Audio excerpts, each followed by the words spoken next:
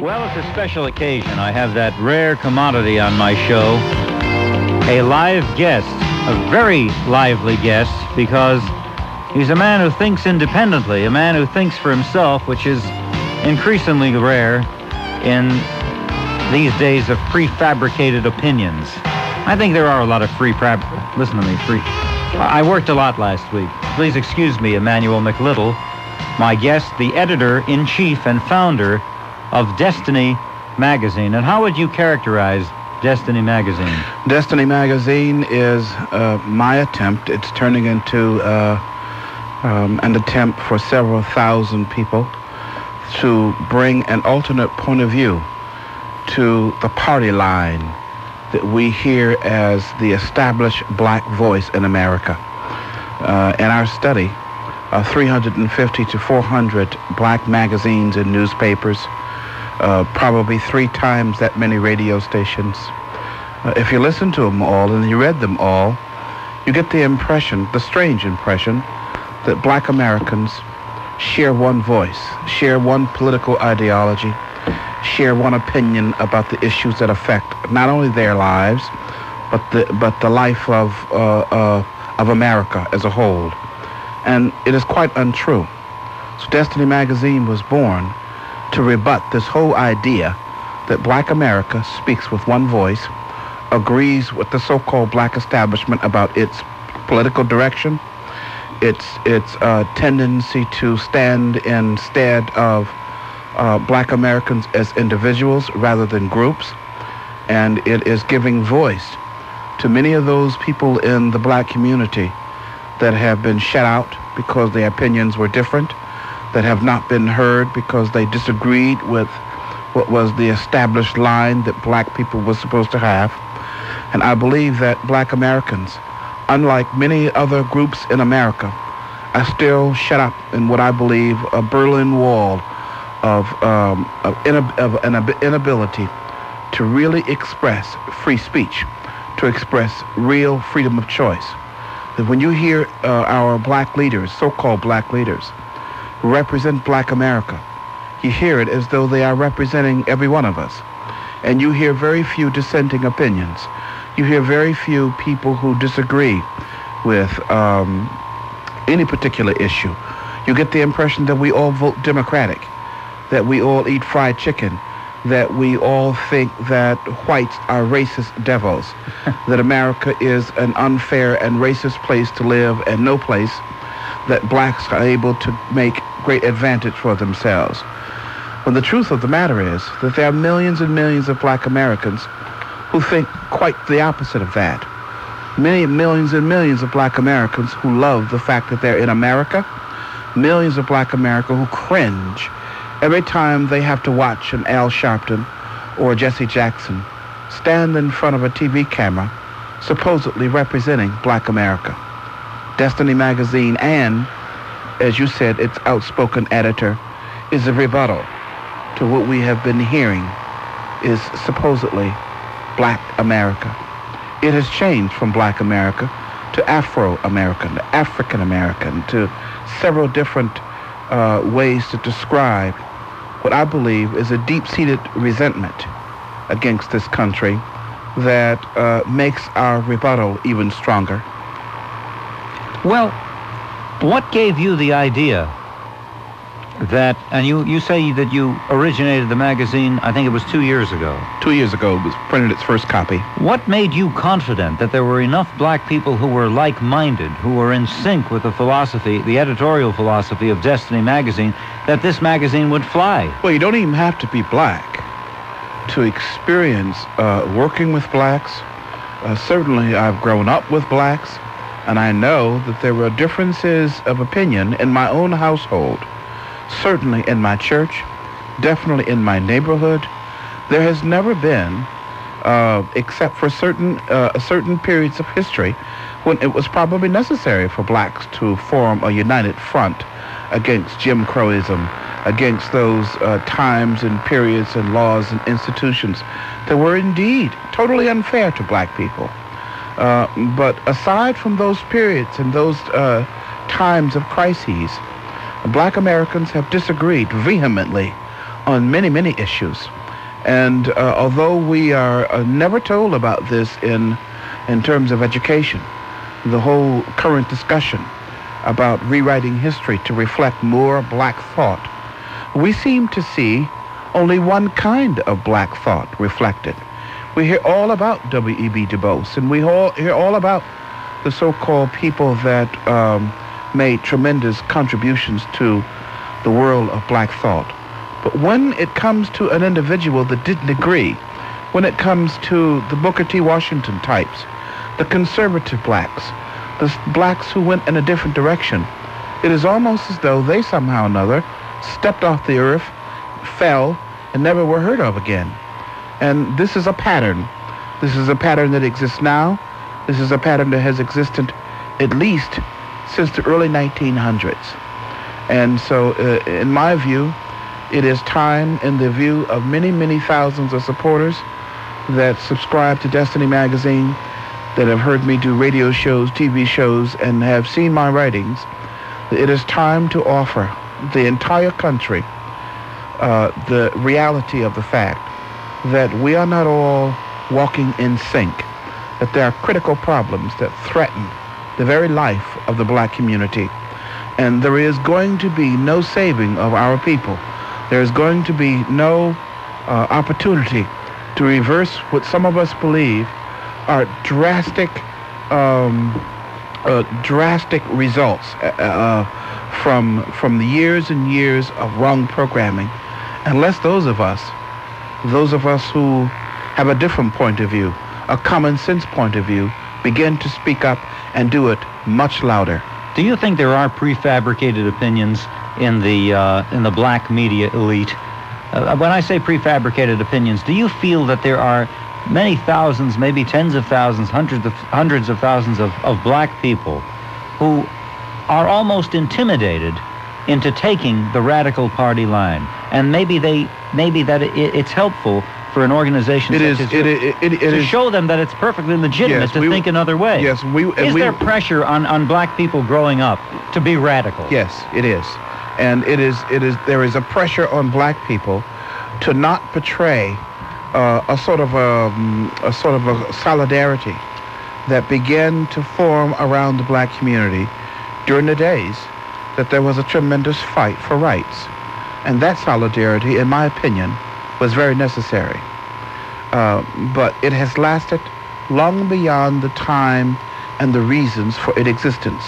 And today, the solidarity exists to hold in and to check those voices that would disagree with what I believe to be is an extremely radical, extremely dangerous, and self-destructive set of programs, ideas, and ideologies that are being proposed by many of those people, calling themselves black leaders, most of them self-appointed, most of them doing nothing more than pimping black people for financial gain, for political gain, and for the same thing that all people seem to have extreme thirst for. Who are some their of those 15 minutes in the light of fame? Who are some of those black people that you say are pimping the black community? I'm amazed at some of those people in the NAACP.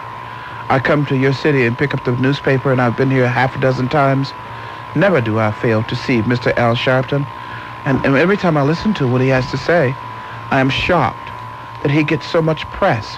I am shocked that the people pay him what they pay him to stand in front of a congregation and give out his so-called words of wisdom. I don't see an ounce of wisdom in him. I don't know where the hell he ever came from and how it is that he is so-called a representative of black America.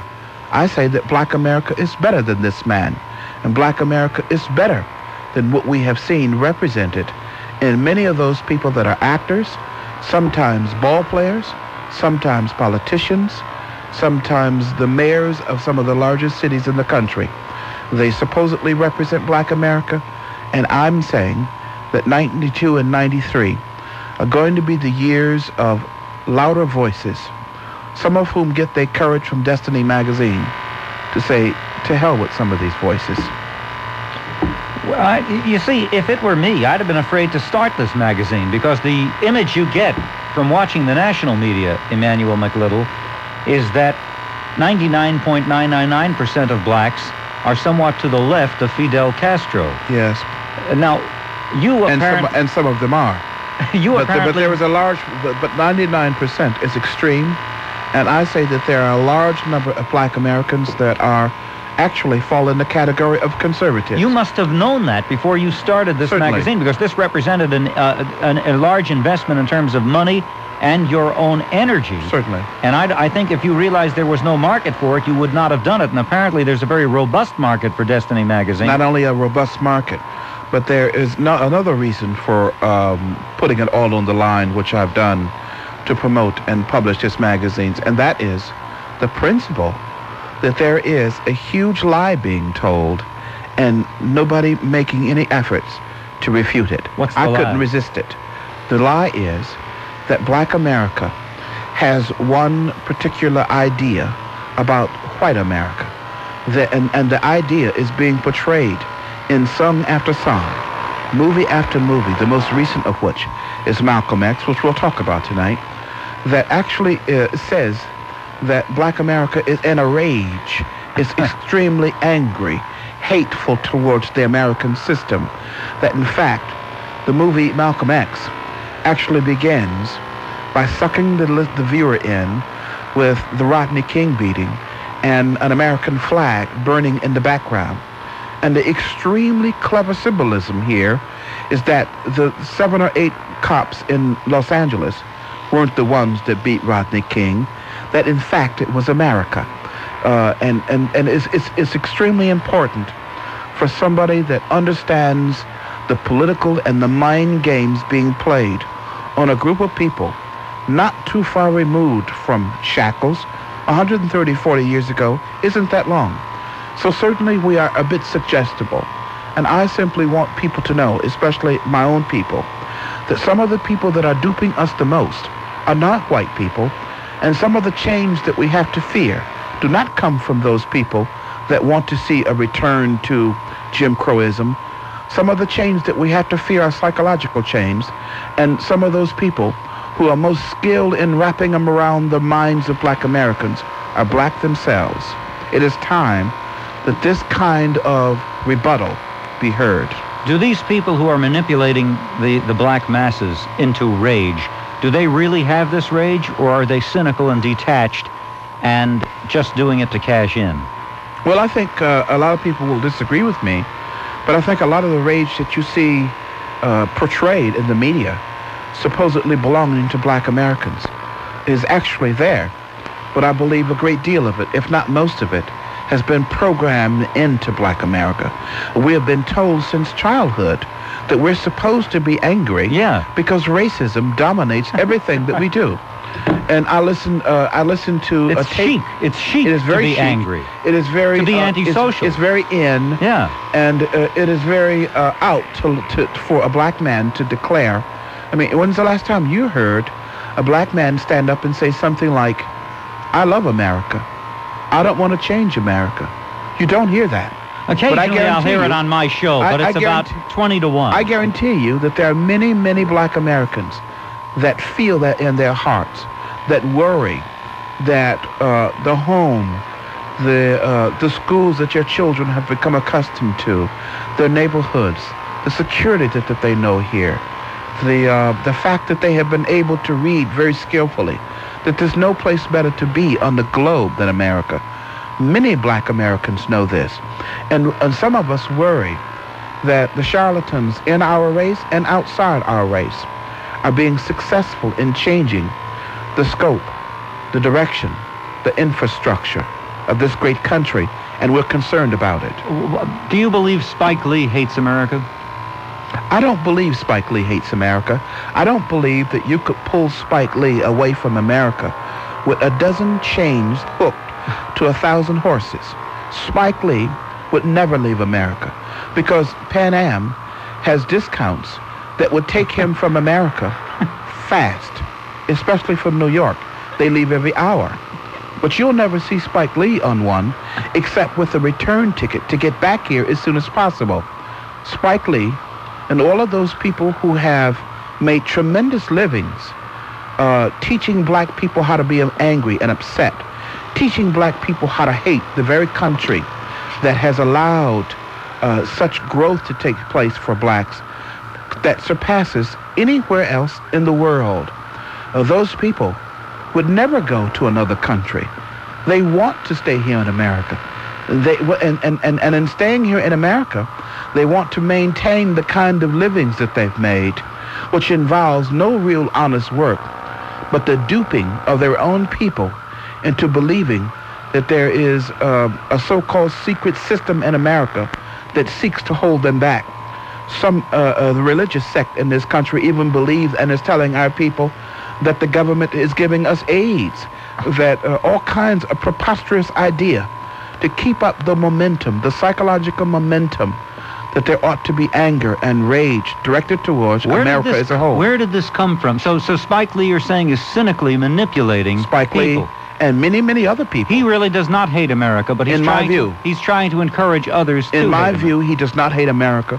In my view, Ice-T does not hate America. In my view, Sister Soldier, Al Sharpton, Jesse Jackson, Congressman Maxine Waters, none of those people hate America. They love America. They never wore such nice shoes. They never wore such nice clothes. They never rode in limousines anywhere else except America. But they think they hate America. Yeah, they think they. Mm-hmm. I don't believe that they even believe that. See, I'm thinking. You think they're more cynical? I think that they're more calculating.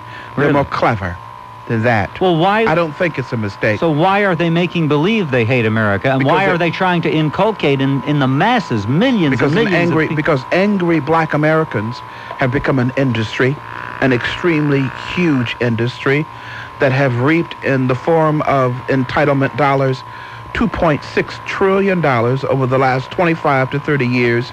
And all of that money did not go to feed hungry black children. Some of the money went to put wallpaper on the offices of those people who administered the programs.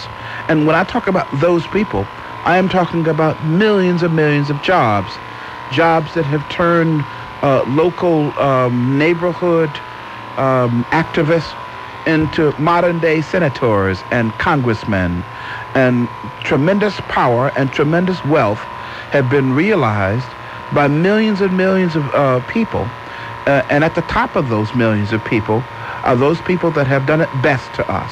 So these people are propagandizing millions and millions of blacks into hating the United States so as to cash in for themselves. In my opinion, that's exactly what is happening in movie after movie, article after article, issue after issue. If you look at many of the crimes, even in your own state, as I look at the newspaper, and I just looked at the newspaper before I came on this program, and I am shocked, and we will talk about this later more, but I am shocked at every time I see a crime that involves individuals of different races, then it's a hate crime. It's a racial crime. Why isn't it possible for a black man or a white man to decide that the most convenient person to rob, the quickest person to rob, is somebody that happens to be of a different color? Why does that make it a racial crime? It's a crime to rob an individual. But when you read the nation's papers, whether you're in New York or whether you're in Los Angeles, California, it's a race crime. So it is a huge industry. The whole racial issues that seem to occupy about 90% of the consciousness of America is race. I asked a question on the show last week after Mayor David N. Dinkins had made a pronouncement against hate crimes. Yes. And when he says a hate crime, it's usually when a white does something to a black. When a black does something to a white, you normally call that a hate crime. It's culturally justifiable. That's right. Well, that's the mentality. Yes. That's absolutely right.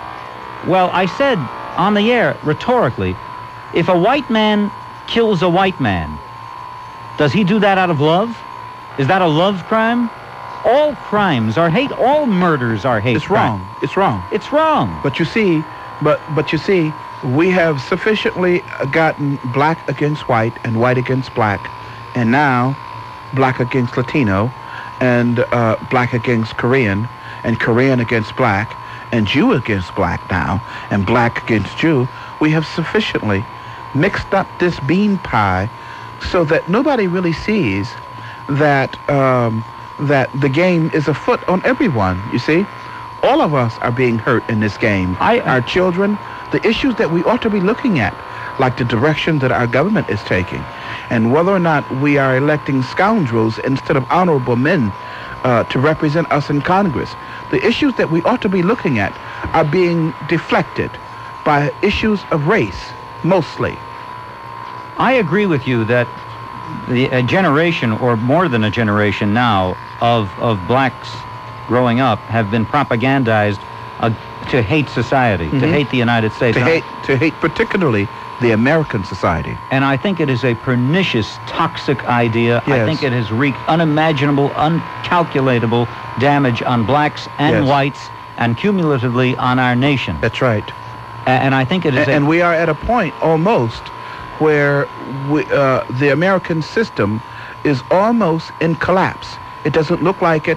As I sit in my hotel room and I see all of the cars and all of the activity in New York Street, but I tell you that there is an invisible decay going on, taking place. There is a cynicism in almost everything that you see, hear, and read.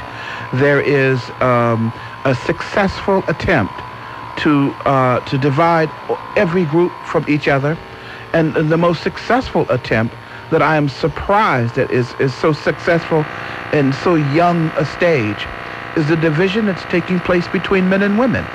So I'm saying I'm troubled, and Destiny magazine is born out of the trouble that I feel in my heart, that there seems to be no logical voices to rebut the decay of what's going on. The question that I have for you, you might want to ponder. We're going to take a break for a moment or two, but what I'd like to discuss when we get back, and then we'll get to our well, what am I seeing? I haven't even given the phone numbers, Emmanuel McLITTLE, and somehow the word has got out that we're going to take phone calls, because as I look at the screen, it's all lit up. So I don't have to give the phone numbers, and I'm certain that you're more than eager to talk with some of our telephone guests. Yes. Many of whom, no doubt, will want to critique your philosophy of life. How will you answer them when they call you an Uncle Thomas? I'll tell them that I'm right now looking at designs that are sitting on my desk that is making an Uncle Tom button for all of those proud people who are very happy to rebut the kind of insanity that we're being that is being shoved down our throats. And those buttons are going to sell for about $5, and I hope will outsell that X that we see on so many of the caps, on so many fools walking around New York and Detroit and Chicago. And those caps are emblems of defiance. Some kind of emblems, yes. Yeah. But some kind of emblem of defiance and rage and an agreement with the whole idea that blacks are not Americans. Rage is a very modish word. It's very, very much in vogue to say rage, more so than anger. Yeah, because rage is much more violent.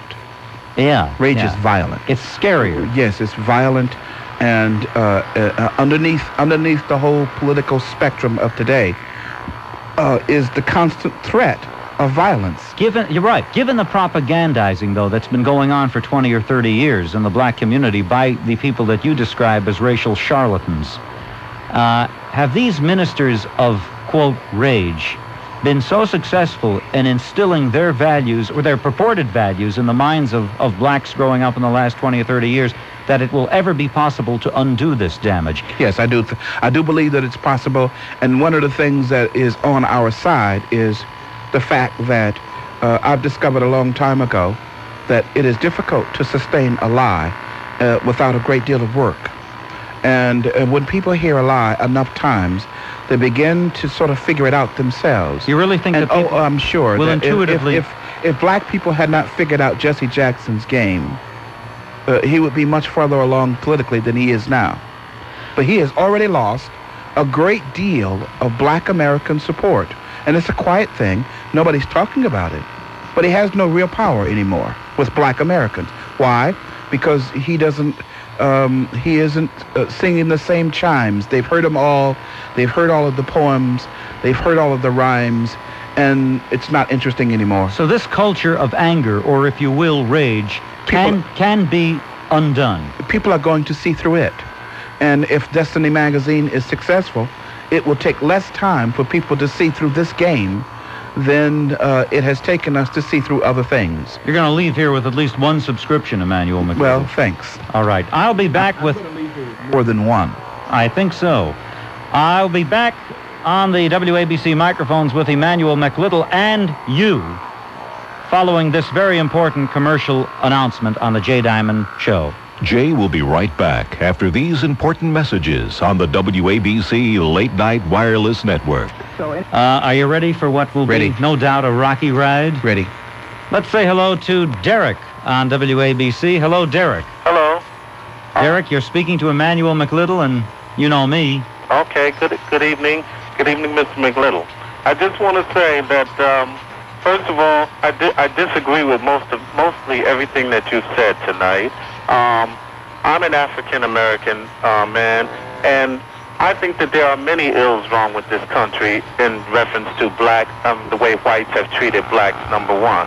Number two, I think that people like Al Sharpton and a lot of them, I do consider some of them to be our leaders because they're speaking some of the things that a lot of us are not allowed to speak or cannot speak.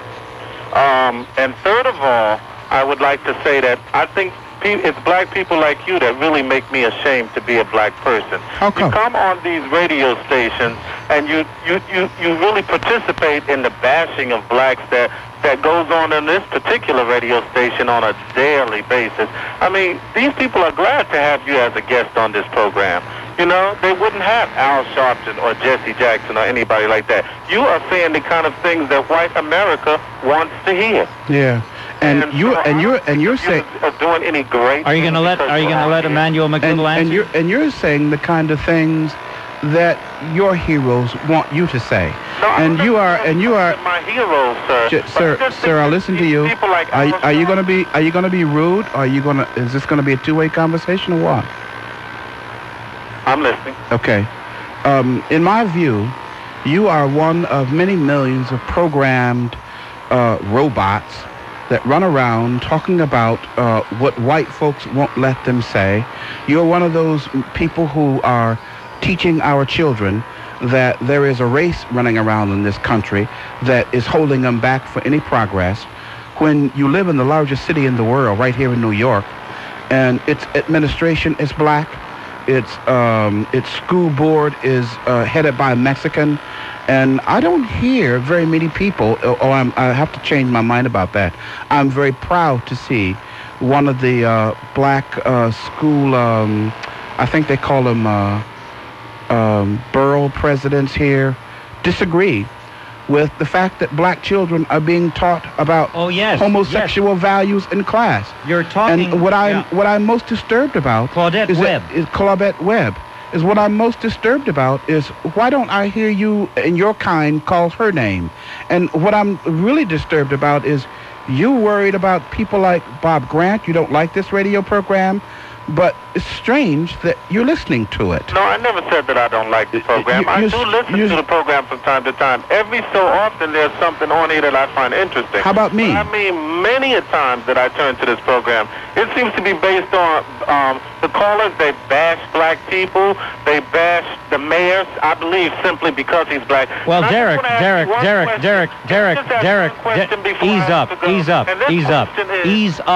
ease up. You say I bash black people and the black mayor, but have I been critical of the governor? Have I been critical of other people, or is it only Mayor Dinkins? You've been critical of the mayor. Now, since I've been listening to you, and I haven't been listening very long, but you and your callers, that's all you ever talk about is the mayor. I don't care what this man does. He cannot do it right in the eyesight of you and a lot of your listeners. Mm-hmm. I happen to think he's doing a damn good job. You do? I happen to think he's doing a much better job than Koch was doing. What do you think? What do you think about his... And I was going to ask you a question before I was interrupted. Go ahead, sir. And Go ahead. This is my final question. Go ahead. How many times do you have... Can you turn on the radio or the television and hear Jewish people or Italian people or any other ethnic group of people people such as yourself coming on the air like outwardly bashing them, saying negative things about them? not very often. That's the only thing about black people that I think we need to come together and stop. If you think something is bad with this race of people, why don't you talk about it within your communities? Why must you come on WABC and talk about it? I do talk about it within my communities. I don't think so. And my magazine is all over your city, sir. No, he hung up. He hung up because he has no interest whatever in communicating. And what's interesting is that why don't you do it within your community was his last question. However, this points out the difference between him and you. The United States, our civilization in total, is your community. Mm-hmm. You see yourself as an American. He does not. He sees himself as an enemy. He sees that anyone that speaks with white people, and he doesn't realize that he is reflecting the exact same rage that I'm talking about. One of the problems that I have with some of the radio stations which do not invite me to speak to our community is that they want to filter much of what I say. They are not able to rebut what I say, so they paint me as some kind of nut. And what they're really worried about is that I make so much sense, that the logic is so clear that it will become a rallying cry to a lot of those people that have listened to them for years bash America, bash everything good about America, and hold up in the presence of our children heroes that have no business being held up as heroes.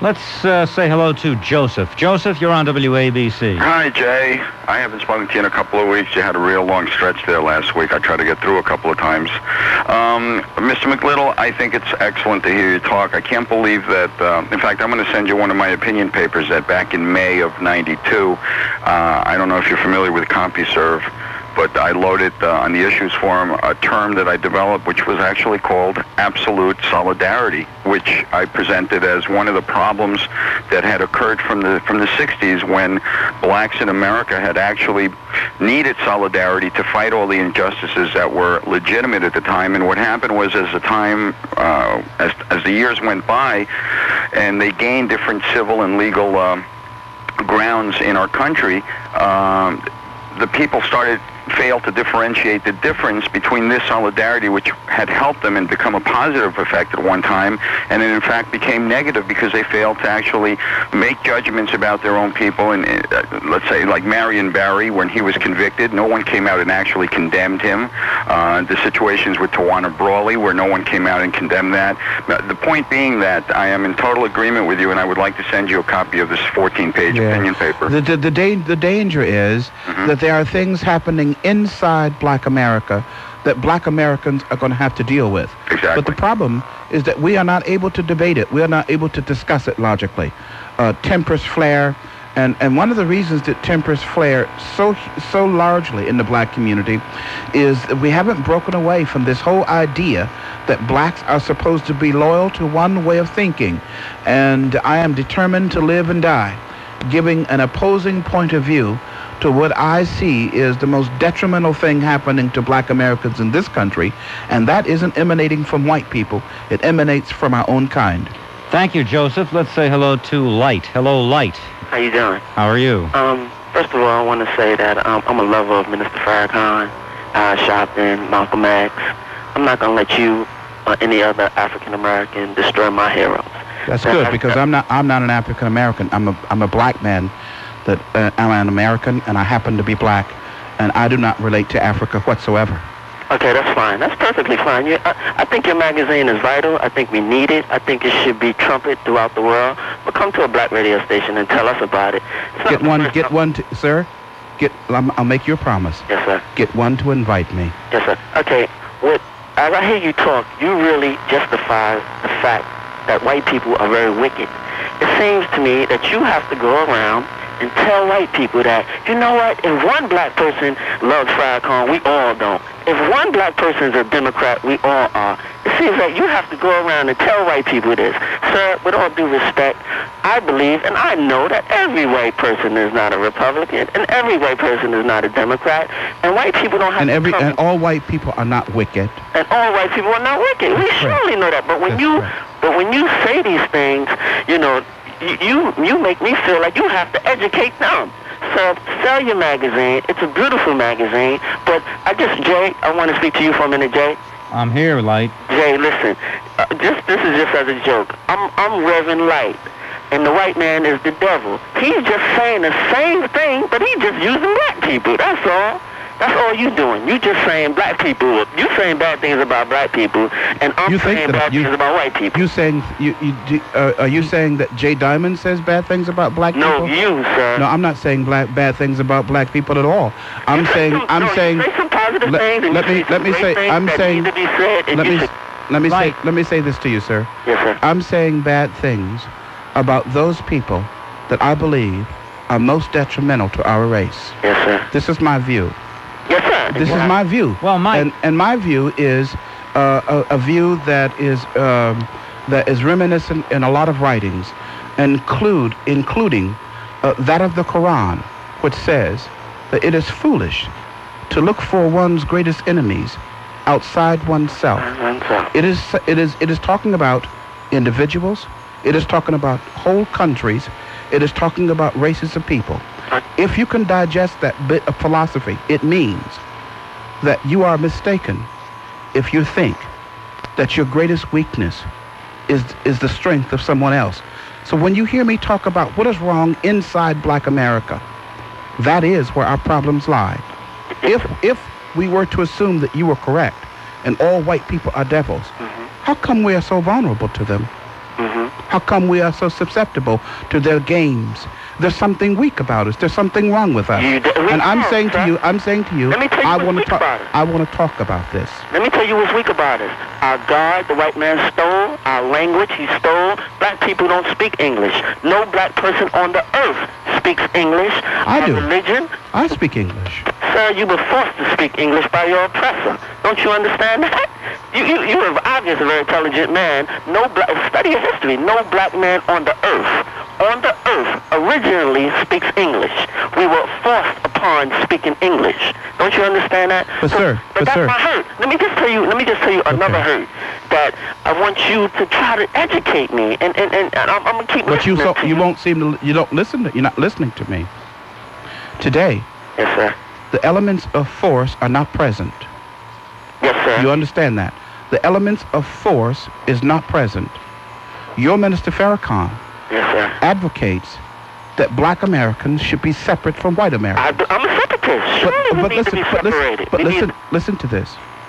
Aren't you suspicious that every time we hear the argument of separation, yes, sir, we do not hear the separator suggesting that we go to some undeveloped place and develop it ourselves.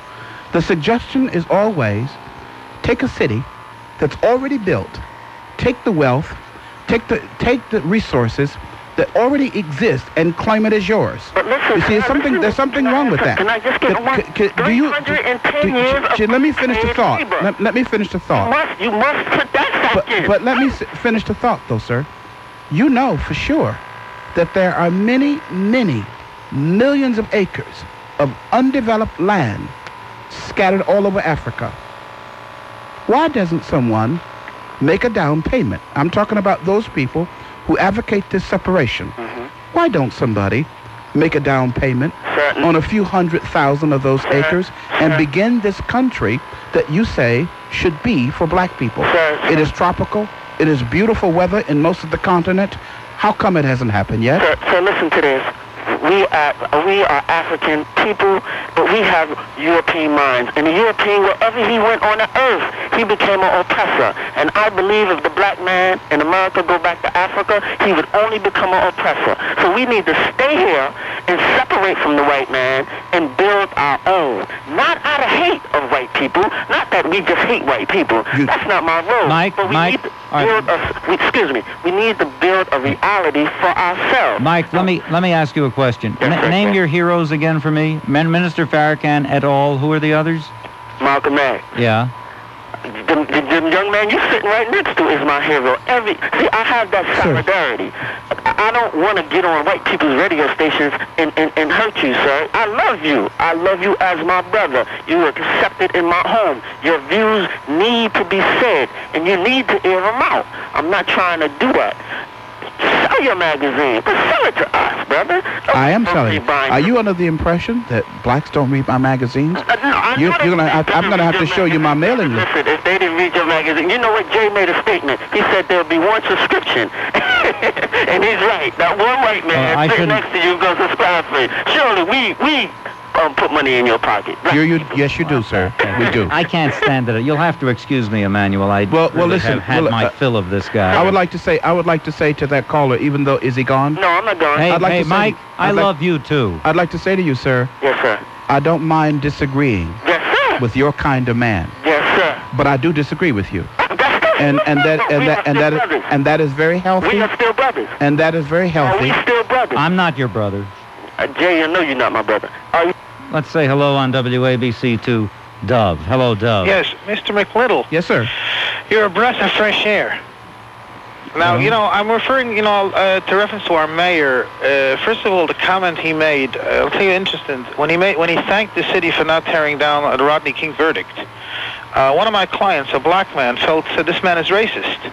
He's thanking me for not behaving like an animal. I think that's part of our problem. We have this implied racism by some of these black leaders. Here's another part of the problem. 25 or 30 years ago, there was an effort to bring in a different consciousness in America, and in order for that to work during the 60s, it was necessary to remove a proponent of our world that I call right and wrong. And so today, we seem to be void of the common sense understanding that there is an absolute right and an absolute wrong. And if it's a black wrong, it doesn't seem to be wrong. And if it's Mayor Dinkins, don't criticize him because he's black.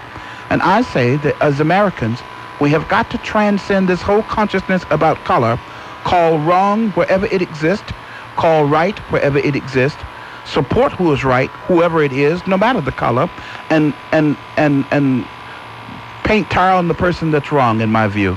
Mr. McLittle, there was an editorial, I think, in Thursday's Times, referring to problems in Crownite as cultural differences. I think that's racist. That means you're connotating that crime is something to do with the Caribbean African culture. That's utterly racist. It's a problem of crime, nothing to do with culture. It's a crime problem. Again, they're throwing the race thing. Mm-hmm. Because you see how race has become a huge industry, no matter where you look. If you're talking about the 6 o'clock news, it wouldn't exist if it weren't for race problems. If you're talking about Wall Street, if you're talking about many of the churches that exist in this country, the government, many of the entitlement programs, race is a huge business. And I simply want to provide an opposing point of view of what I see going on, the shenanigans that I see going on behind the scenes. Mr. McLittle, you represent 75 to 80% of, we want to use the Afro, of the black people. People that work for a living, want to work themselves up, and don't want to have nothing to do with this race-mongering, whatever you want to call it. And I think you should get on many more platforms, you and people like you. And I'm not race conscious. I'll go wherever platform that invites me. Thank you, Dove. The fellow before Dove seemed to me to be very intractable, almost to the point of insulting me on my own program, and I resented it. I'm wondering if he almost characterized himself, in fact he did, as unclean, too unclean to go to Africa. He said he has already been polluted by the European mind, and were he to go to Africa now, he would oppress the real Africans. Yeah. So the only alternative for him, being infected with European thinking, is to stay here. Did I understand him correctly? It's not really sane thinking, but the young man was not as totally closed-minded as I see a lot of other people. He was an avowed, sounds like, he was an avowed Nation of Islam person, and they have a certain way of thinking. I have a lot of questions about them. I have a lot of things that I would like to debate them about. Would you sublet your apartment to this guy? I don't know. I have to know him as an individual, and I don't make judgments about individuals until I meet and know that individual. And when I make the judgment about the person, their color has nothing to do with it. But he sounded nuts. To me, he sounded nuts. More confused to me. Scary. It was scary to me. Yeah. but not to me. He was more confused to me. You know, I think that many of our young people are confused, and what saddens me more than anything else is that there are no voices of reason in my view. There are no voices of reason. There are no deep, wise voices in our community, and that bothers me. At every period of history that I've read, there were older men, and you don't have to be an older man to have common sense, but there were men and women that were of reason, that could sort of have a calming effect on people, that could provide common sense answers that you didn't need a PhD to understand. But we lack that today. White, black, no matter who you're talking to, there seems to be no one with any real reason. He was very obviously embittered toward all white people. He seemed to be. But yet, yet there was a quality about him that I believe, and it takes too long for us to explain this on the radio, I hear a quality in him that is salvageable in my view. That's interesting. That's just an intuition. The intuition yes, that you just intuitively. Everybody that I speak to that's angry and upset, I am not necessarily angry and upset with them, because I began to program by saying to you, most black Americans have been programmed way beyond their own heads. So how can you be angry? How can you be angry? Disagreed with that, the thought that he was such a horrible young man. I say he is confused. He sounded as though he was in his 20s, and today he is with the Nation of Islam. When I was in my 20s, I was running after the ideas of somebody called the Maharishi. And 5 weeks after I was done with that, I was running after... And I realized when I was a kid, I was looking for something. What I was looking for was a simple, common sense way of making life make sense. And I found it nowhere. And I was disturbed by that. And this young man, it's a shame that he's gone, but I believe he is like many of those youngsters that we see with X's on their hats, many of the 14 or 15-year-olds that are girls that are pregnant. 500,000 of those girls have abortions every year in the black community, and they have no direction. There's no direction in the black community, and it's time that the debate takes forth that brings it about. We'll be right back on WABC, because you have a very strong philosophy of life and commitment to values. I want to explore them more with you when we come back. You know, Mr. McWilliams. McLITTLE, sorry, Mr. McLITTLE. You know, in 1821, black Americans were sent to a certain African country as a safe haven. That country, now today we call Liberia. Yes, sir. It's not doing very well. Listen to me. The black Americans started oppressing and even killing the indigenous Africans. When that brother said earlier... I heard that. Okay, when that brother said earlier that if we go back to Africa, we're going to bring the poison that we learned from the Caucasians over here, he wasn't saying it from something that he thought of. It's a historical fact. Yes. But let me tell you, Mr. McWilliams, I am not a Democrat. I don't believe in labeling myself. I wasn't a supporter of the NAACP because I don't trust the organization. I didn't vote for Al Sharpton, and I am not a Muslim. Now that I've said that, I'm telling you that I vehemently reject white society entirely. The very fiber and core of this American society. Can I ask you why? Is evil. Can I ask you why? Let's take a look at the history of when black people came in contact with white people. Okay. When black first came in contact, when white came in contact with black people and all non-white people, the reception that they got from these indigenous people were one of warmth and love and welcome and friendship. On the contrary, white showed them atrocities, chaos, murder, disease, corruption, from that moment up until we're talking presently. Now, white people are not stupid. They are listening to you tonight, Mr. McWilliams, but especially the whites here EMMANUEL in New York. Mr. McLITTLE. Okay. They walk the streets of New York, they look at the faces of most of these black people. They can see that there is a vast growing anti-white establishment mentality that is rising in the black community. Yes. This is not something that black people are making up because of Jesse Jackson or anything. It is from their own personal experience. There are essentially two types of blacks, and you not mentioning them Those are the blacks who tolerate whites. They're the ones who usually work for whites. They grin in their face because they need to make their bread, so to speak, to feed their family. And then there are those who vehemently dislike white people based on the atrocities and the racism and discrimination that they face every day. Black people are not racist.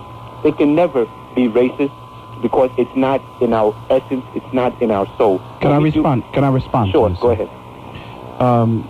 You sound as though that you may have read a little bit and you understand that human atrocities have occurred in every group of people since Cain killed his brother. You understand that tragedy, hate, vehemence, murder, mayhem, racism has occurred amongst all people. I am fascinated at your inability, and when I say your, please don't take me personally. Sure. I mean your point of view. Okay, and I want to respond to what you're saying. Okay, I'm fascinated okay. at how we are always rather adept at pointing out the shortcomings of so-called white people when we never want to talk about the millions and millions and millions of black people that died at the hands of black people in Africa. You say that white people in America is responsible for all that ails black people in America, and I say that there are black people in America that are more responsible for what ails black America than whites. I say that the lack of fathers in our homes, to me, the spiritual strength of all men and women comes through an ingredient, and this. But I believe that there is something inside fathers that should be inside fathers, transferred to all children, that without it, children grow up weak. And I believe that in this state of weakness, we grow up looking for someone to blame. And how hard is it to blame someone who you have been taught is nothing but a white, blue-eyed devil? It is unintelligent for you to say all white people are bad. How can you say that? Okay, fine. You know, you brought up some very, very interesting points just now, and I think if you can get the sufficient answers from, maybe you would be able to come around and see exactly what I'm talking about. Let's talk about the black on black crime and the murder that goes on in Africa.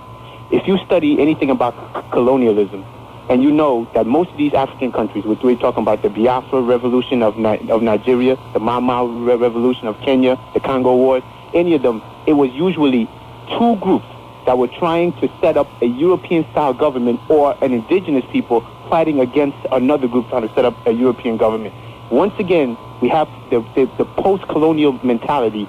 African people... Let me ask you, what kind of government was Idi Amin trying to set up? Idi Amin was setting up a military dictatorship. And what kind of soul do you think Idi Amin had in his body when he massacred more than 250,000 of his own people? You're not listening to what I am saying. But I need an answer to my question, okay. Sir. Idi Amin was a product of colonialism. Idi Amin was a product. Of course he was. Most of that is the problem with Africa today. Even in Somalia, you hear about these Marxists, the word Marxist, factions. Or the word Marxist was not indigenous Africa. Is it not possible that your entire point of view is reminiscent to my whole point, that there is a deep denial in much of our community that does not want to accept responsibility for anything? How can you blame people who are the victims? I'm not blaming. Okay. See, you don't hear blame coming from me, okay. Sir. I'm saying responsibility. Okay, fine. If I do not know anything but what has been ingrained in my head by a group of people who are bent on destruction, that's all I'm going to know. Now, let's talk about the black American family here, the breakdown of the black American family. Quickly, Lazarus, right. Because I have many calls following you. Before I get to that, I'm going to recommend that you read a book, 3-volume book by J.A. Rogers called Sex and Race. The black American has I'm familiar with that. Okay, the black American, well then you should know, the black American here and in the Caribbean, since he got cut off from Africa, really has got no blueprint, no outline of how to run a family. We follow these Caucasian people's ideology of how to run a family, and they don't know the havoc of the family breakdown is something But sir, love has worked at my house. Oh, fine. but I'm listening to you right now, and I'm listening to how you can person. I mean, what do you mean? What do you mean?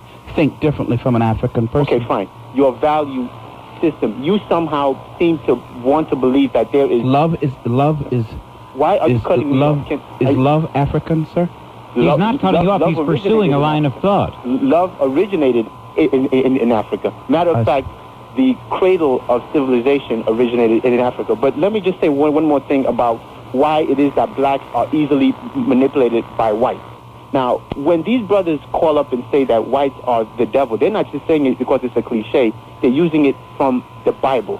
Now, the Bible tells you that the devil is a master of deceit, and he comes as a sheep in wolf's clothing. That is the basic fiber of white people's ability to hold not only black people, but people of color. They come and grin and smile, make you think that they're bringing you an improvement, the white man's ways, when they're really feeding you poison to kill and destroy your own race. You have to understand that.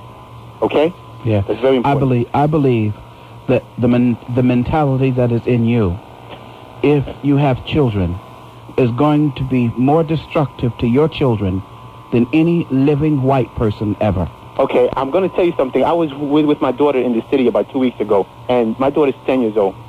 We were walking by Trump Tower, and then she said, you know, Daddy, I'm looking out here, and I'm seeing how these white people just cover up God's natural earth. Every place we walk is either tar, concrete.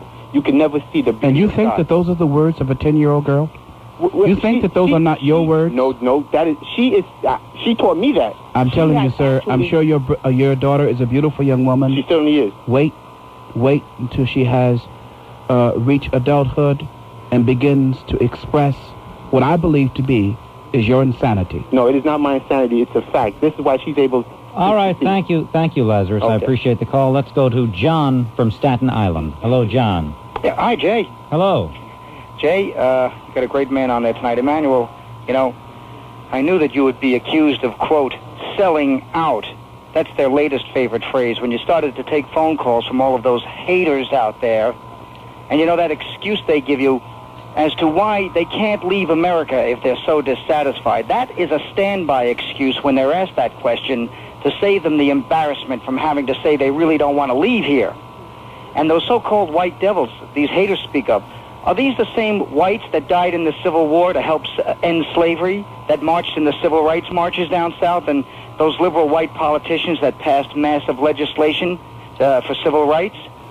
That, you know, the trouble with a lot of these black races is that they're not interested in other blacks getting ahead unless they're fellow haters. That's why they didn't like Clarence Thomas. Mm-hmm. But you know, what I want to say about those haters, as you say, is they're not all haters. Many of them, I need to say this again, many of them have been indoctrinated all their lives. And I say that this indoctrination isn't not necessarily a totally black indoctrination. Look at how it is that nearly 2/3 of our country is poised to accept homosexuality as though it were on the same category with color. Look at how we are poised to accept the sickness of homosexuality being taught to children in preschool. Is this not a form of an indoctrination that has taken place? My particular emphasis is on the indoctrination that has taken place, a particularly hateful, angry, that I believe to be self-destructive indoctrination that has taken place in many black people. And although you are correct when you say many of them are haters, many of them are not haters. They're simply expressing what they have been programmed to express. Well, many of them are not haters, and you're right when you speak of millions of loyal black Americans. But where I disagree with you is that it's a hell of a lot more than the, quote, handful that's always spoken of whenever there's trouble throughout our nation. That so-called handful has been in Los Angeles. They get around, don't they? They go from Los Angeles to Miami to Detroit, up to Canada, back to New Jersey and to New York. They're all over the place. No, I didn't haters. I didn't say a handful, but they're nowhere near. They're nowhere near the 30 million black Americans that live in this country. Some of them live down the street from me. Some of them live around the corner from me.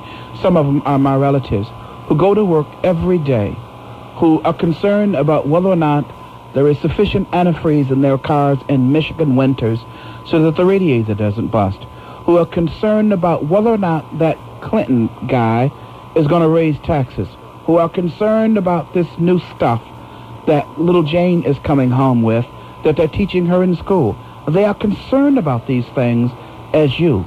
And I want to paint a different picture to many of my people about how to object, how to rebut, how to debate some of those that have indeed stolen the limelight, painted a picture of black Americans that I say is not accurate at all. Well, where are they? Let them speak out. You're Why listening. Are they afraid to speak out? You're Are they listening afraid to of being one, called sir. Toms too? You're listening to one. You're listening to one. Yes, I know, but you're called all kinds of names, and you. Sir, let me say to you, sir. Let me say something to you. I know that you mean well, but the kind of hostility that I hear coming from you is what drums up their hostility. But you won't see me burning anything down tomorrow, will you? Not with your hands, but you do with your voice, with your tone. Well, listen, I heard you make an excuse for that guy before. You said it was just confusion. It wasn't confusion. This guy was a hater. If I was 18 years old... You're making an excuse for them, too. If I was 18 years old, I would easily look at you as a white racist.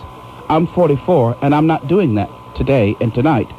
You're angry, and I'm not saying not one whit that you're a racist. I know nothing about you. But I'm telling you, sir, how it is that 18, 20-year-old, 21-year-old, lack direction young blacks listen to you and see hatred and racism. I tell you what, when you... Well, I don't want to say anything that's too virulent, but... say what you desire, sir. I'm not thin-skinned. People can't express their rage when they see something wrong? I'm not saying that you can't. I'm not saying, but if you gave me the time, I could play back to you all of those them peoples and that people and their anger, and you did make it sound wait a minute. so. Why can they refer to themselves as us? Isn't that the flip side of them? You're sitting here talking to a person that you called originally to admire.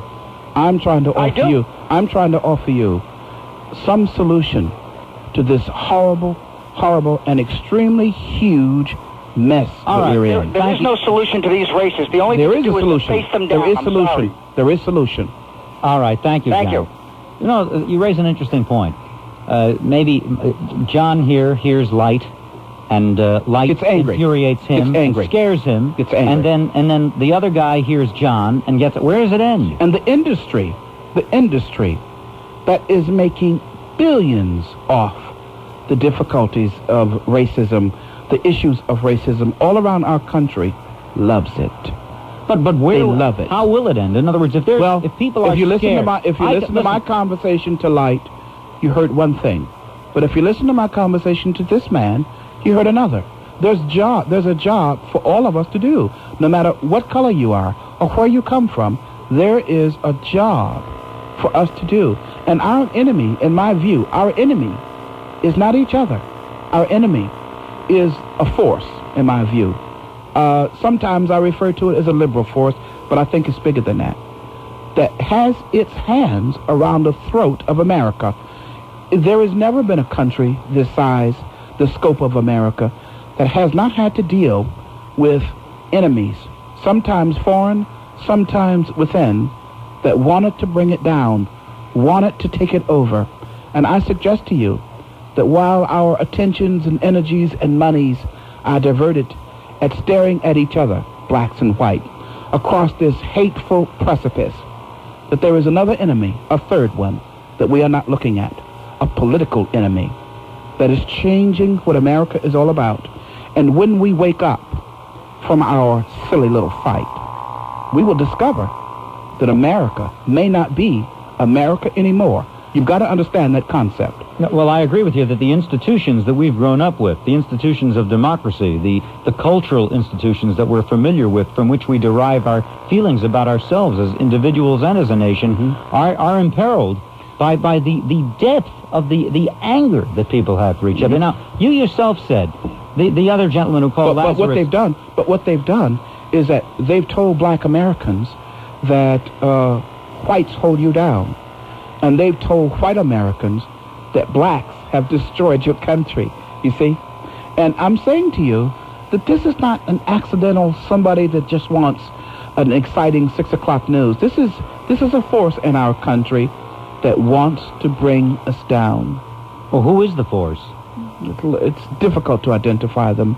Liberalism, in my view, has been extremely aggressive in its pursuit of certain kinds of policies that literally change the infrastructure, change the foundation, change us as a nation totally. Well, you make reference to the inculcating of the homosexual agenda in first graders. Yes. That's true, and that's new. What you mentioned to Claudette Webb has joined Mary Cummins. Mary Cummins is the longtime holdout in District 24. Here's a woman, Webb here's a woman 29. that I want to see, the Al Sharptons and the Jesse Jacksons. Why isn't Jesse Jackson marching up, what's one of the main streets here in New York? Fifth Avenue. Why isn't Jesse Jackson on Fifth Avenue stopping traffic in support of this woman who says, basically to Mayor Dinkins, a black man, we're not going to teach our first graders about homosexuality.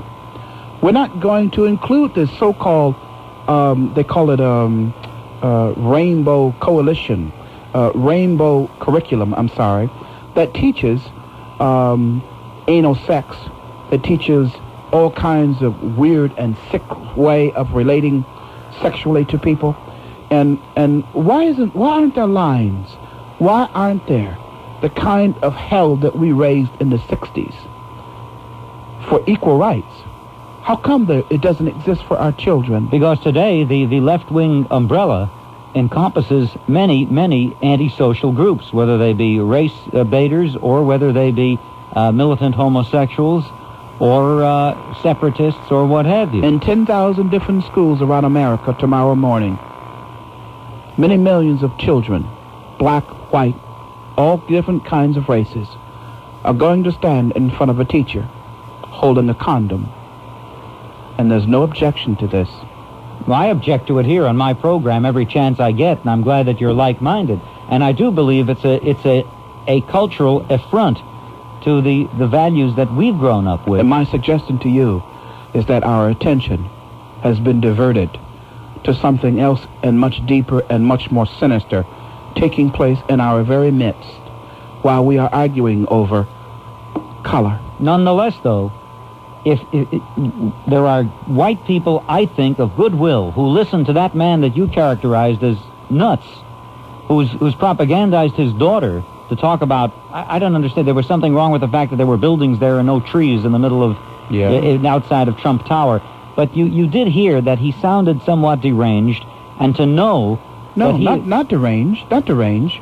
He was very strong in his opinion that white people have caused all of the problems that the world has known. Now, this is a point of view that has been seeping into the consciousness of black children since elementary school. But it has no bearing in reality. It has no bearing in reality, but there are many things that people think and believe that have no bearing in reality. I agree it has no bearing in reality. I've devoted my entire life to tearing down some of the hypnotic kinds of pillars that have been stood up in the midst of black people, and this is one of them. I think you said he was damaging his daughter. In my view, he is damaging his daughter after having been damaged himself. And mind you, sometimes when you're damaged, you don't know you're damaged. That's right. You're not. You have no awareness. You're damaged. Right. If and you don't. And sometimes, even when your kid grows up and begins to take drugs and do all kinds of crazy things, there is a system that says white people did that too. You see, you never have to look at oneself. You never have to look at what went wrong in my household. Why is this happening?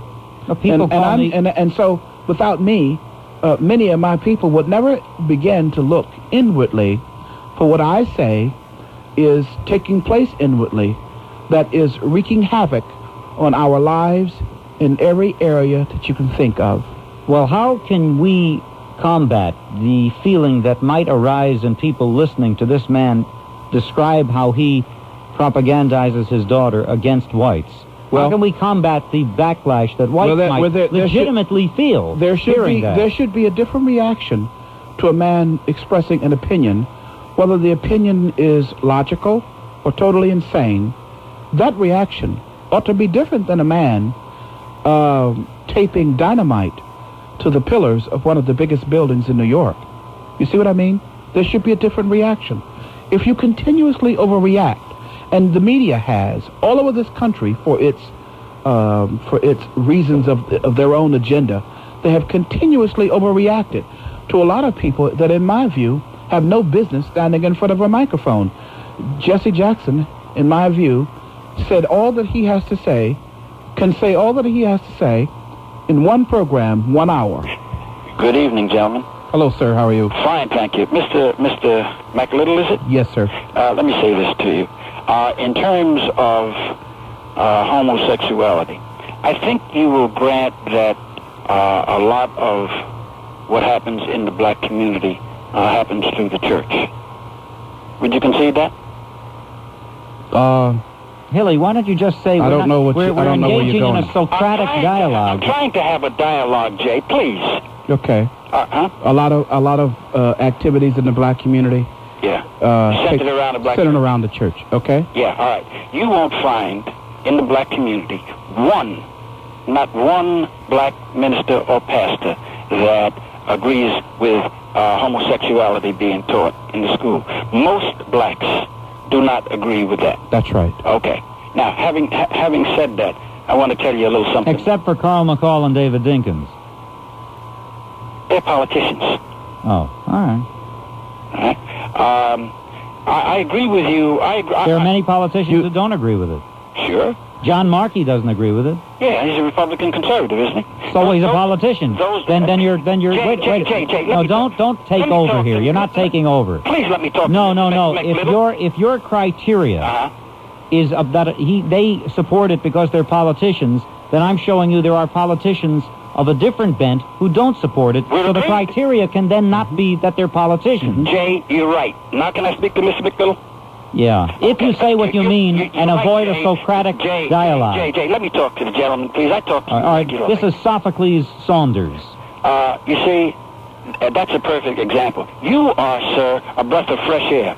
Because what has happened on this program tonight is something that generally doesn't happen. Black people have been able to, through you, express their frustrations and their feelings. That doesn't generally happen. Yeah, really? Because what are you allowed to speak here? All the time. What about the other people that called? No, you disagree, and you I'm not allowed to disagree. Not when you don't listen. Not when you hear people plaintively talking and you don't listen. You're wrong. I listen to you. I resent what you're saying, and I will tell you this will probably be the last time you're allowed to call here. But I won't interfere with your discussion with Emmanuel McLITTLE because you're a liar. Sir, let me ask you. Yes, sir. You do see that there are tremendous problems in the black community? Yes, sir. You do see that most of these problems exist because of the lack of debate inside our own community. No, I disagree. You don't think? I disagree. You believe that there is good? You believe that there is healthy debate? Yes, sir. Inside our community? Yes, sir. Let me tell you. Let me tell you. Since the beginning of time. Let me tell you why. In New York City alone, you have 3 black newspapers that I know of: the City Sun, the Amsterdam News, and Big Red. The City Sun has never agreed with Jesse Jackson as far back as '84, before he even was that widely known. They certainly didn't endorse Al Sharpton. The Amsterdam News, whose publisher you'll never hear on any of these stations, endorsed Al D'Amato, a Republican conservative, against a Democrat by the name of Robert Abrams. Now, you had Du Bois and Garvey. You had George Schuyler, who was That's right. All right, and right. Okay, you've had conservatives all along, and they've had forum in the black press, and so you talk. Here is what I find lacking in the debate that you say exists. Okay. I find lacking enough voices that have enough volume to rebut the messages of Malcolm X's legacy. To rebut the message? Let me say something. To rebut, that, sir, just a second. All right, I apologize. To rebut the messages being given in the film supposedly portraying Malcolm X's legacy. To rebut the causes and the reasons for the Los Angeles riot. To rebut the so-called justifiable rage that is killing thousands of black men in our own neighborhoods. that has a quarter of all black men in prison, that is aborting 500,000 black babies a year, I say that much of the cause of those tragedies in our community are self-generated. I say they're societal. And we are not debating ways that we can deal with what is taking place inside our community. Okay. We are inundated with the idea that white people did it. Okay, let me say something to you about that, if I may. You're partially right. You're partially correct. But when you talk about Malcolm, you're also partially wrong. Because in the black community, one of the things that the Muslims have done, and I am not a Muslim, and most black people I know are not Muslims, but there are certain things about them we respect. When you take the dregs of society, who are criminals, murderers, pimps, everything, and you give them a purpose for living. You tell them about family values. You tell them about going to work. You tell them about entrepreneurship. These are things that both you and I agree with. I perfectly agree with you, but let me ask you a question. Certainly. Who killed Malcolm X? Who killed Malcolm X? Yes. Who killed Malcolm X, sir? You mean physically? Who killed Malcolm X? There are some Muslims. Ah. Okay. Now, do you think that because black Muslims have done beneficial things in the black community, that we ought to cover up a heinous murder? I don't think it was covered up. You don't think it was covered up? No, sir. They're doing time, aren't they? No, they're doing time as individuals. If you go see the movie Malcolm X, I saw it, sir. If I have too, and I know Spike Lee's father very well. And if you watch that movie, what does it tell you about his assassination? White people did it. Hold it. White people were behind it. Hold it, sir. By the way, I'm sure Spike Lee's father goes around bragging that he knows you. Jay, he happens to. All right. He happens to. Whether you care for me or not. See, your problem is, like most people, I am outspoken. I say to you and to your face, not behind your back, because I believe in dialogue. I got mad at you last time for what you said behind my back on another show. Oh, no, what are you telling me you don't say? It couldn't have been behind your back if it was on the air. It was on another show. You didn't know I was listening. Oh, stop it. I know you listen to Let me not get in the way with you and Emmanuel McLittle. Thank you. Our own petty arguments shouldn't really and I don't interfere with what's a philosophical I'm discussion. as emotional as you are, Jay. All right. Just as fervent as Talk you to are. Mr. McLittle. Thank you. Listen, first off, Mr. McLittle, the book was based on what Malcolm had to say. That's what the book was. That's what the picture was the autobiography of Malcolm X. There's 4 of those, sir. The autobiography by Alex Haley. Okay, that's one of them. That's what the book was primarily based on. There's another one by a man by the... In that book, Malcolm said he accused the Muslims, and then he changed it. You see, the Muslims weren't in Africa where his food was poisoned.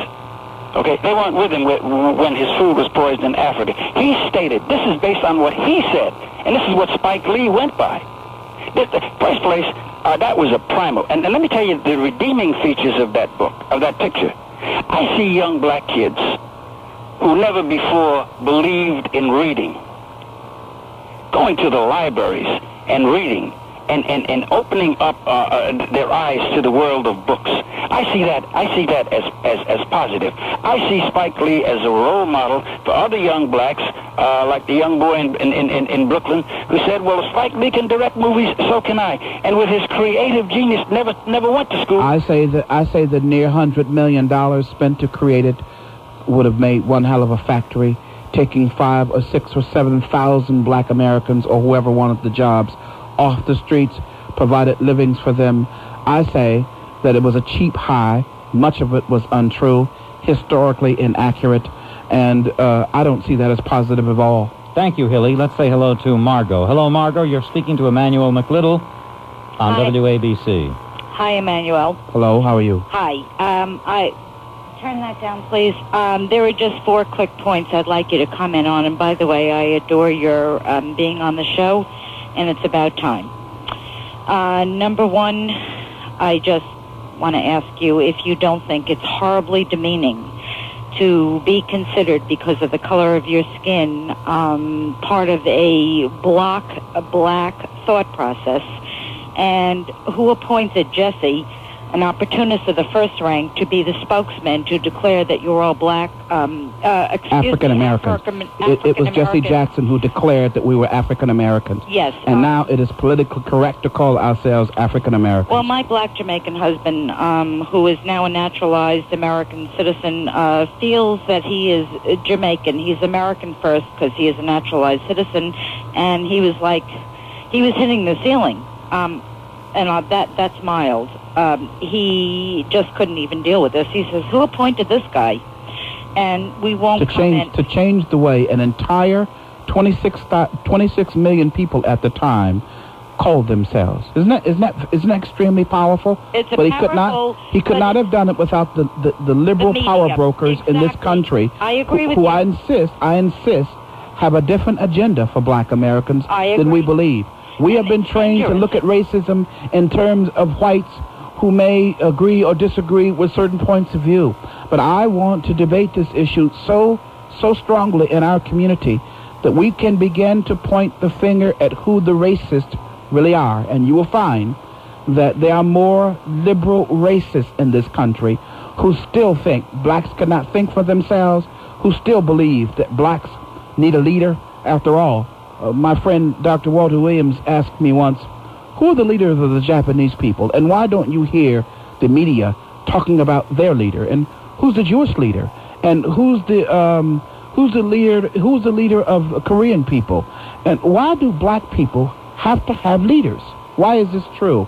And why do the people who are supposed to be our strongest advocates in the liberal world are the ones that always set one up for us to accept, to listen to follow lock, stock, and barrel into what I believe to be a greater level of destruction in 1992 of our race than at any other time in history. Emmanuel, what is the difference that you made reference to between their avowed agenda and their real agenda? That is the so-called black leaders, the left-wing black leaders. Well, it's not difficult to see what their agenda is. All of us have greed. All of us want power. It is a human thing to want to be powerful. It is a human thing to want to be rich. It is a human thing to want one's brethren to recognize you on sight. That is not an easy thing to give up. You see movie stars all the time go into acute depression. Some of them turn to drugs. Some of them do all kinds of things when they're no longer on the big screen. So Jesse Jackson has no more reason for wanting his kind of limelight and his kind of money and his kind of stardom than the rest of us do. So the real agenda, it's just selfishness. The real agenda is to perpetuate themselves in power. Yes, and he has found, like many other these so-called black leaders, he has found a group of people with real power, the liberal elite in this country, who hold the real power, that says to him, yeah, Jesse, we'll let you do this. We'll allow this. They have allowed many things in our country that I suggest to you does not emanate from those places that they seem to emanate from. Let's say hello to Marianne on WABC. Hello. Hi. Yes. I wanted to ask the gentleman why he... first of all, let me preface this by telling you I'm a 71-year-old black woman of mixed blood. Okay. I was born and raised in Indianapolis, Indiana. Okay. I was not born with any type of prejudice. That's nice. Okay, I didn't know anything about it. When it came time for me to go to school, I noticed that I had to go by white schools to get to black schools. Yeah.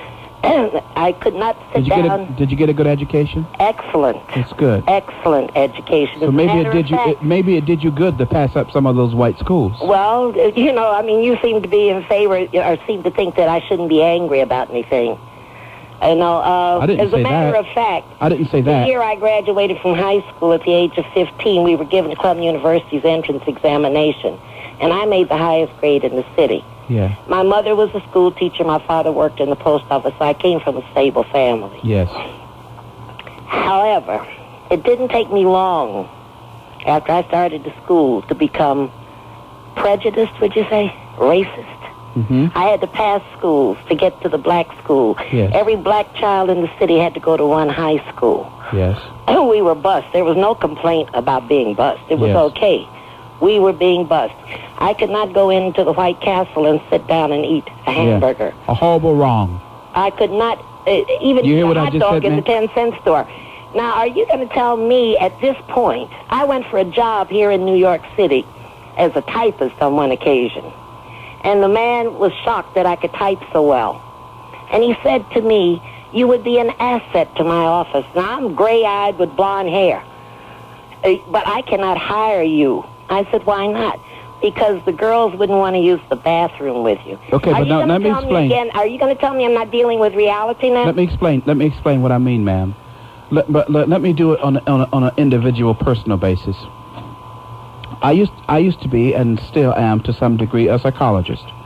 Before I was produced a magazine, I was a psychologist. Mm-hmm. And I taught people, particularly young black men that I work with, that it was self-destructive to carry inside your mind, inside your being, hostility.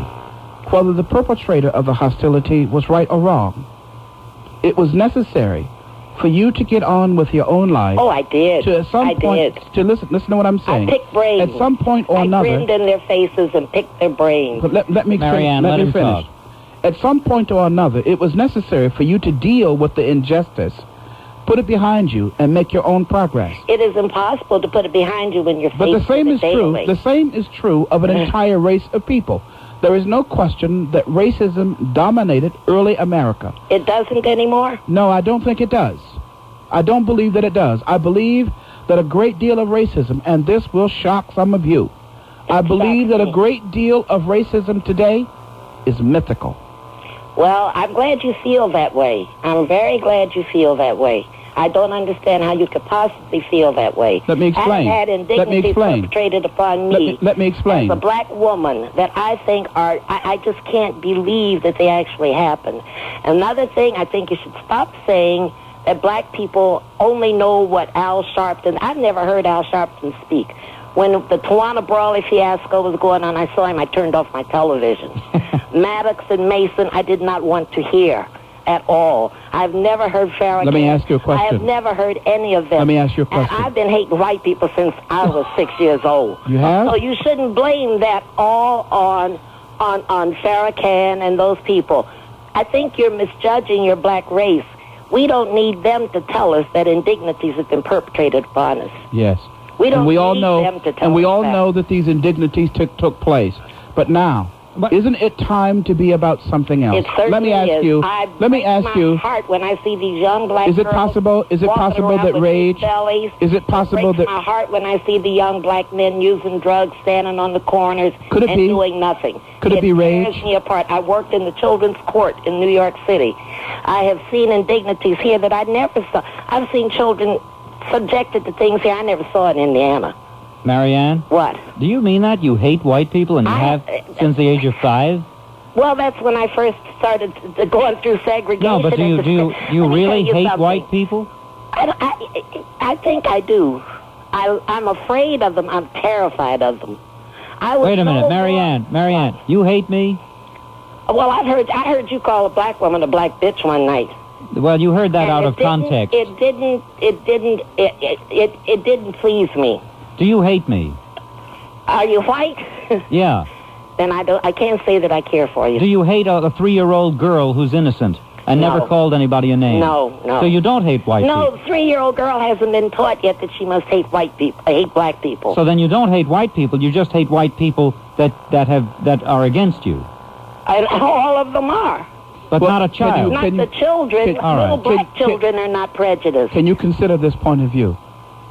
That the hate that you have carried all of these years, and will carry, it has kept me alive. It's very encouraging. Let me finish. This is a healthy paranoia. Let me finish.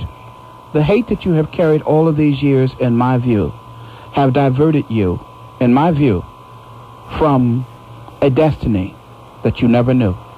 Like what, for instance? I don't know, ma'am. You never saw it. You don't know me. You never and you saw don't know it. what I've Marianne, prejudice. Right now we can't get to know you anymore because our time is up, but it has been charming, assuredly. Don, you're speaking to Emmanuel McLITTLE.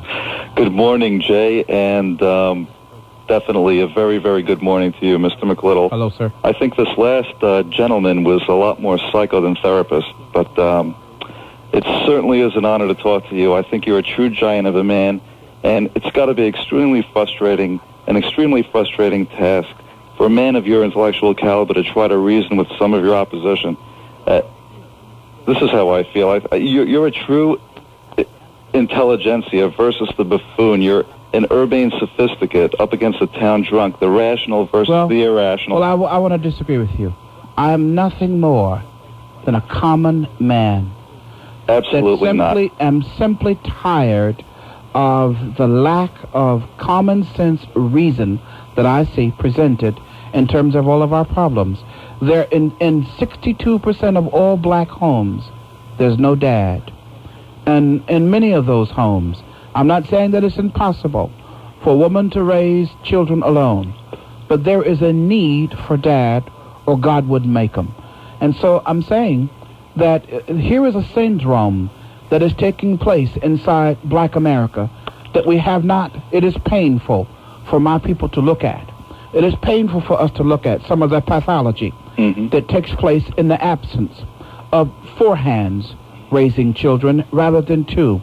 And in this pathology, anger is born in the breast of black babies and black children long before they ever come in contact with any other society. Mr. McLITTLE? And I'm saying to you that by the time that child is 17 years old, they have been directed by education, they have been directed sometimes by church, they have been directed by so-called black leaders of where to place that hate, who to hate, how much to hate them.